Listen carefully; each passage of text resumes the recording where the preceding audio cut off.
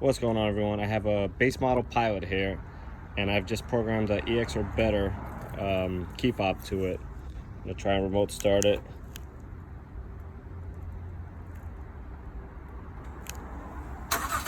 There you go.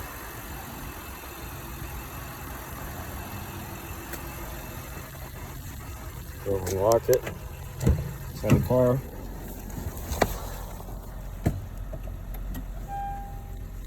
There you go. It's confirmation. No sunroof. So this hack does work on the Pilots as well. We've known this for a while for the 2018 and newer Accords, Sports, and LXs. So this is confirmation that this does work on the Pilots as well.